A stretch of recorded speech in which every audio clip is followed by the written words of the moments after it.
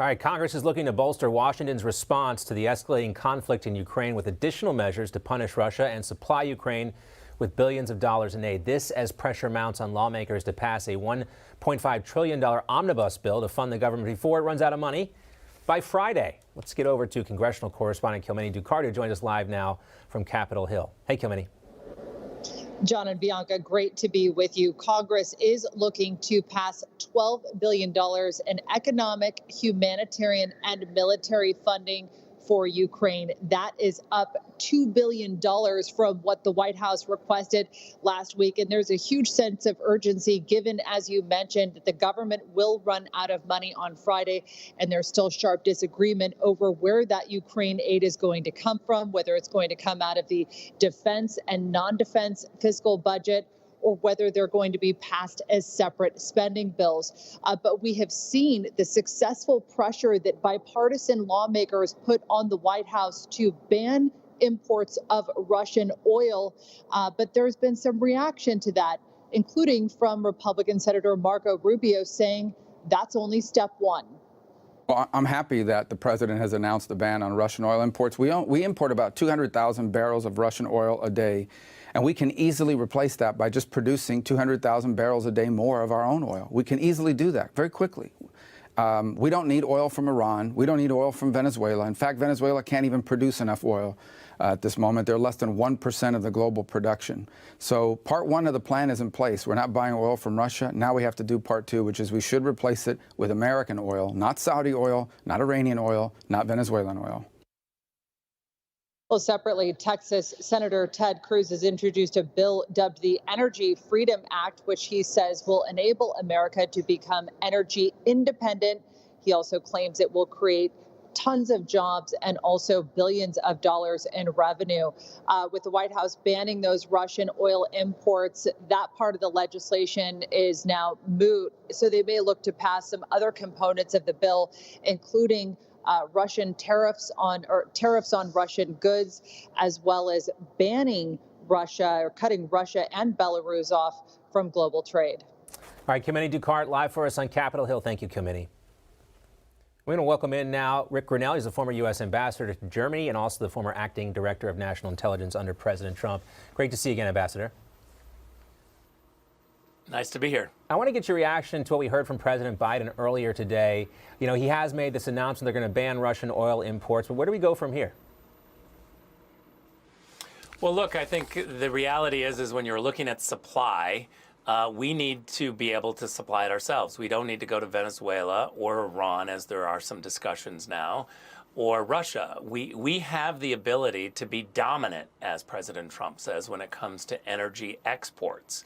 We can provide it for ourselves and export it to others. We're not able to do that because of the Biden administration. They stopped production. They stopped the supply. And now we hear reports that they're trying to go to Venezuela and others. My question is why are the environmentalists in America so concerned about dirty oil here, but not dirty oil from Venezuela, Russia, or Iran? Yeah, that's a key point here. It's not like this oil is not going to get consumed. It's going to go to China most likely. President Biden says they are not. They are not trying to, or they have not limited domestic oil production. We talked to Congressman Pete Sessions. He says that's a lie. Well, first of all, they absolutely are. If you just look at the production over the last 2 years, it's less than under the Trump administration. We all know this. We saw the skyrocketing prices at the pump because of the freeze from the Biden administration. This is, our high pump prices are not because singly just because of Ukraine. Right. Our high prices are because of the policies of Joe Biden, who rejected the supply issues. We've seen high gas prices before the Ukraine issue started, but this is what the Democrats and the Biden administration are going to try to spin. Let's also talk about this no-fly zone, a limited no-fly zone, as Politico reported this morning. Apparently it's gaining steam among the, quote, foreign policy elite. But I've always been told that if you declare a no-fly zone, that's effectively war. And President Biden and NATO Secretary General Jens Stoltenberg both have said before that neither U.S. or NATO will engage Russian forces on the ground. Don't you have to have boots on the ground to have a no-fly zone? Well, of course you do, and you have to have at least intelligence officers look, no-fly zone in Ukraine, we should not participate in. This is not a step that we should make. But the elites in Washington will continue to tell you that we have to do this. I'm 100% against it. I do think something is happening, John, in that Poland is beginning to step up. Now, Poland is not acting as a NATO member when they're stepping up. They're acting as a member of Europe, as a European.